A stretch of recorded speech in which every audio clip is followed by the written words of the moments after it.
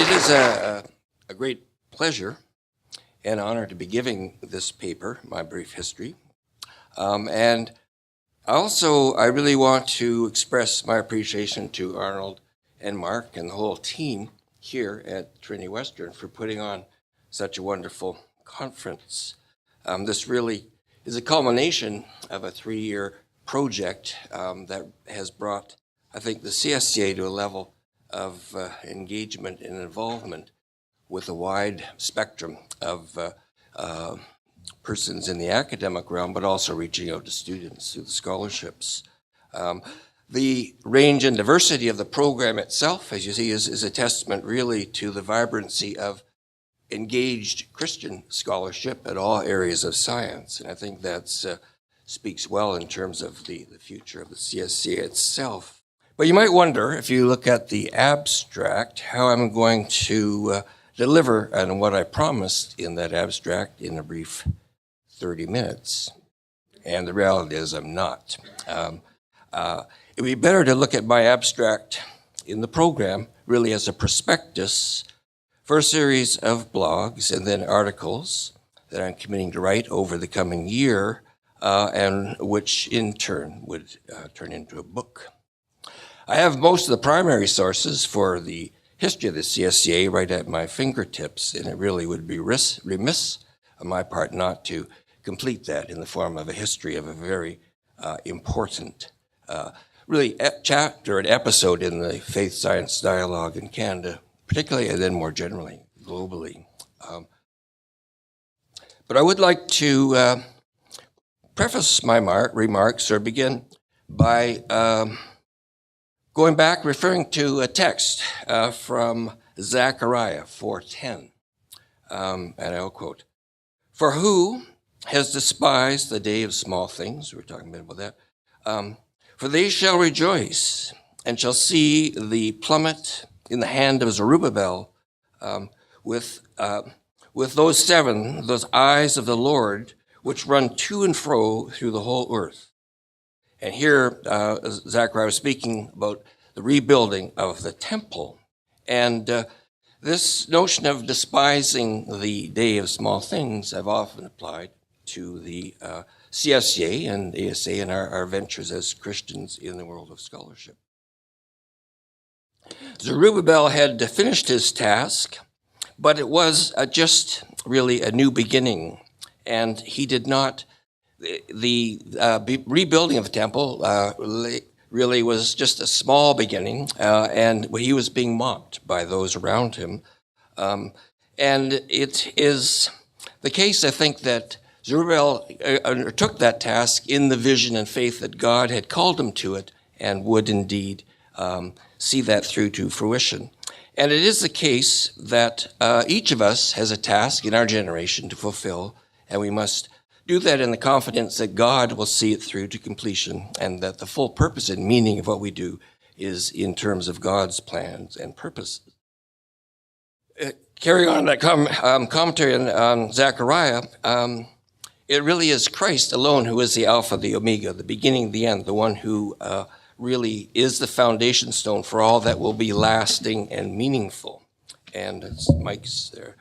And if we realize that God's Spirit is a guarantor of the success of the work we do, we shall escape the common error of measuring this importance of things by their size, as no doubt many of those that mocked Zerubbabel did at the time of the rebuilding of the temple. They say that they're saying that the seeds of the redwood trees are the smallest of the coniferous seeds, yet lead to the huge, immense trees of the redwood forests. Well, similarly, in Christ's teachings and the parables, this mustard seed, and also in the history of the church, it is small things, small seeds planted in faith that bear fruit and in the end have full meaning and purpose. Scoffers may look with contempt at the humble beginnings, but in the eyes of God, if they're beheld as fulfilling his purposes, then small and insignificant things have immense purpose and meaning. And as in the context of Zechariah, he also talks about Not by might, not by power, but my spirit shall his God's purposes be accomplished. And this is certainly, I think, the case if we now look back over a 45-year history of the CSCA. There is a concept of a lived time. There's a study, phenomenological study by Eugene Minkowski called Lived Time. Well, this reflection I'd like to share with you is really lived history. My experience with the CSCA does go back really to its very beginnings, and there's a very personal story as well. It's 50 years ago this September that I entered McMaster as an undergraduate student, and my passion was for history and science and to really engage in a meaningful relationship with my Christian faith with my academic study. That summer, a pastor had lent me a series of tapes by Francis Schaeffer. They were actually the basis for the book called Escape from Reason. But that was the first encounter I had with an engagement of a Christian believer and thinker with the world of contemporary modern thought. And those lectures really emboldened or empowered me to seek an integration of my faith with my academic work. But that really, to sustain that, I really needed a community. And at the time at McMaster, there was the InterVarsity group, which had quite a strong chapter, and they provided a context in which I could engage in my academic work in the sense that there was a broader group of people supporting me and that this was something that I could do in community. Following my work at McMaster, I went to the Institute for Christian Studies and then began my graduate work in 1973, the year of the founding of the CSCA. It was my connection with the Institute for Christian Studies that then did bring me to the early founding of the CSCA. Bob Vander Venen was very involved at the CSCA. With the CSCA in its founding, he was the first president. He was also very influential at the Institute for Christian Studies. So through Bob, I really was engaged with the CSCA from its early years. This brings me into a context that I just wanted to frame my further reflections on the history of the CSCA, and that has to do with a essay by George Grant called Faith and the Multiversity, which he wrote in 1977. George Grant was a very profound philosopher and thinker, and he was president at McMaster. I wasn't able to take courses with him, but I was very much influenced by his work. And in the study, the one essay, Faith and Multiversity, he does make the note, comments that different civilizations have different paradigms of knowledge, and such paradigms shape every part of the society. And this is really where he grappled with a concept of science that was really the pinnacle of Enlightenment rationalism, where empirical method and reason led to a concept of objective knowledge that really in the end had no place for purpose or meaning. And he grappled with how that scientific paradigm, which was shaping all aspects of the university curriculum, could be compatible with Christian faith. And he sought and grappled with that through his deeply own Christian experience and also his reading of Plato and his note that he drew on Simon Weil as well, but that for him, how we relate faith to science is one of the most important questions of any generation. And in his view, a proper understanding had it that faith is experience, that intelligence is enlightened by love. And that's somewhat complex statement. Really, if you think in terms of the Gospel of John and truth, the logos and the concept of love, this expression really got at the heart of what Grant felt was essential for a Christian to really engage meaningfully and purposefully in the academic and scientific realm, is to have that conviction that our intelligence was illuminated by love, that is, that we experienced the other as meaningful, as significant, and as given. So in some sense, our ability to have scientific knowledge was a gift that we encountered through God's gift of our reason and our experience. The reality that Grant was grappling with in the 1960s, 1970s has now radically changed, and I refer to the other context of Jordan Peterson's work and his critique of post-modernism, where it is now the whole concept of reason and rationality in the radical critiques of postmodernism has been put up where there is no longer any concept of objectivity or objective knowledge or even possibility of truth. And this, Peterson has really critiqued quite effectively this postmodern concept in a number of lectures. And I do have a few links to YouTube's presentations that are quite helpful in that context. But the context I'd like to, and this leads me to another context for my reflections, and that has to do with a study done a few years back, simply called Hemorrhaging Faith. And it's a study really of how radically disaffected or the loss of faith that is occurring amongst young people and students in particular. And the study, I believe, was done in 2012, but it goes on to state that 1 in 10 students from Roman Catholic or mainline denominations retain their faith coming out of university. And also on the evangelical side, it's not quite as bad, but only 4 in 10 students from those traditions retain their faith coming out of university. And so this is a fundamental crisis, I think, that many people are concerned about. How is it that the traditions that we hold as being fundamental, our Christian belief and the various traditions we work from in that belief, why is it that it's not connecting with the rising generation, the new generation of students? And again, I think this is very pertinent ultimately to the ministry of the CSCA and why it is so important, as well as the ASA. But this study on the hemorrhaging faith identifies 4 elements that really have affected the loss of faith. And I'll just highlight them very quickly. Postmodernism being one that's brought to the fore. And here it's just stressed that postmodernism is marked by a deep suspicion of established institutions, authority becoming something of an evil concept, and the way to resist it is by pursuing radical autonomy. So one element that's leading to this loss really of connection with students, in general to traditions of Christian faith. Another aspect that's influencing this is consumerism.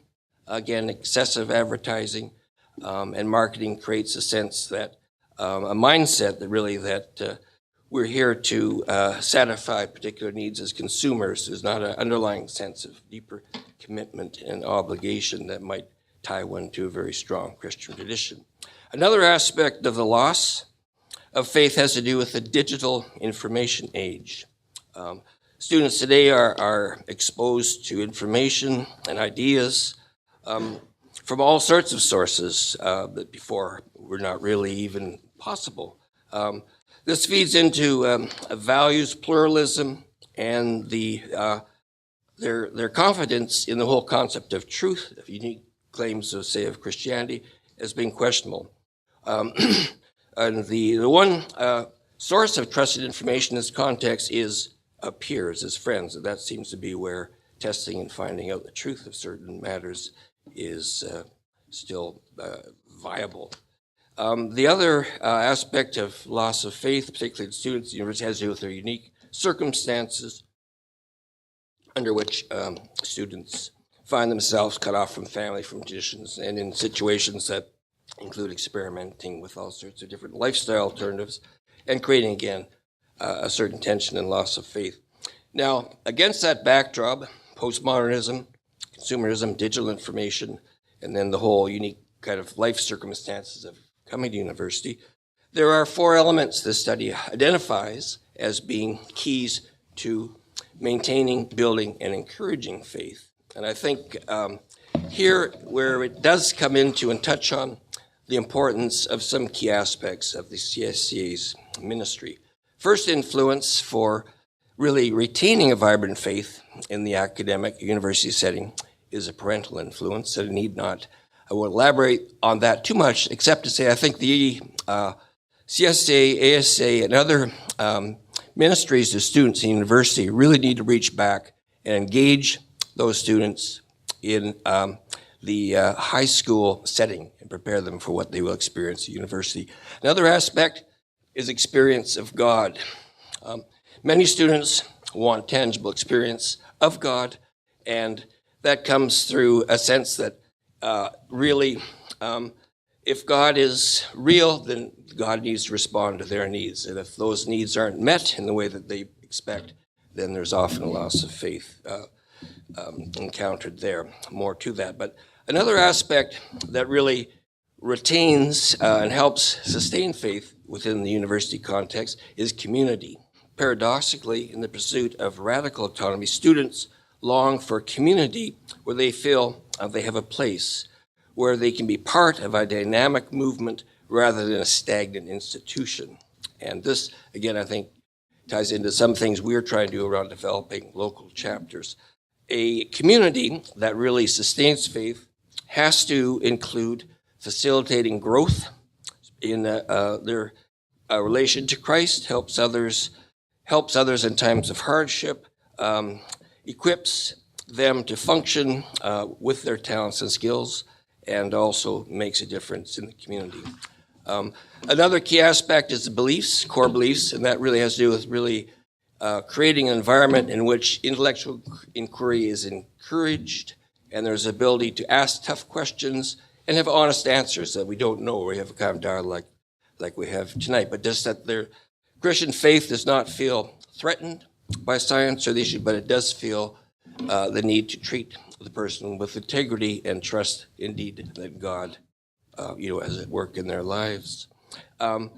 This background or backdrop, I guess, of the tension that is encountered in the contemporary university setting, and where the advent really of a very aggressive form of postmodernism, in particularly in the humanities, has been subversive of Christian faith. It's also a great opportunity for us to really expand and develop the ministry of the CSCA.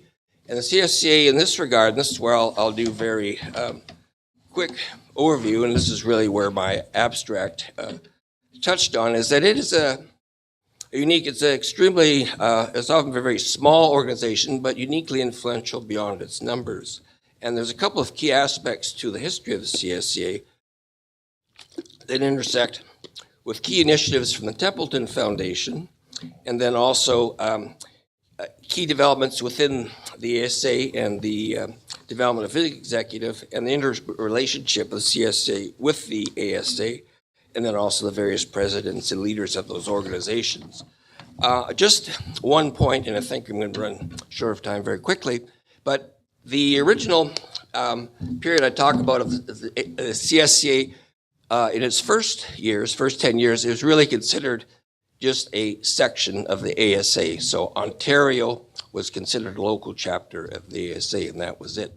Bob Herman, key figure, came on board as executive director and really elevated the CSCA, worked with Dan Osmond and Doug Morrison to create the CSCA as really an organization uniquely Canadian but closely interrelated with the ASA. In fact, for over 2 years, Doug Morrison, executive director of the CSCA, was also listed as the assistant executive director of the ASA, so there's a very tight interrelationship between the two. A key element going through the history of the CSCA after the early period in the maturity of the CSCA, the engagement with the Templeton Foundation became significant at a number of levels. Robert Herman and Dan Osmond were on the board of the Templeton Foundation when it developed their religious prizes for the Templeton Foundation, and then the religious studies course program also very much was tied in with many members of the ASA who were members who received awards from the Templeton Foundation. That environment really created a setting in which the CSCA really came to maturity at a number of levels. I'll just highlight the one period, down to 5, that's good, is that in the period 1994 through to early 2003, a key element there was Robert Mann, a key figure, Dennis Lamoureux, others who developed a national lecture series for the CSCA. For the first time, CSCA had a national kind of exposure and presence, and it was through that really a lot of new members were brought into the CSCA. At a meeting in 2004, here also at Trinity Western, was the beginning of the Templeton Local Society's program or initiative as well. And both Trinity Western and I guess the Vancouver Local Chapter in Hamilton received awards, which enabled both to develop a sustained program of activity on the local level. So to wrap up, and I'm compressing far more than can be meaningfully digested in this space, just looking ahead, I think the CSCA, by its focus on the local chapters and developing a context in which the concerns and needs of students can be addressed in a meaningful way, in an honest and open way, but also have access to key elements of, the best in Christian thinking and scholarship is critical to the CSCA. And we're at a point now, as we conclude the program through the Templeton World Charity Foundation, where we need to step back and look at how can the CSCA and ASA really engage with the next generation of students and create an environment in which their faith can flourish and they can develop their talents and skills. And I can, I just close on this point in terms of some of the key elements of the CSCA where it can make a difference.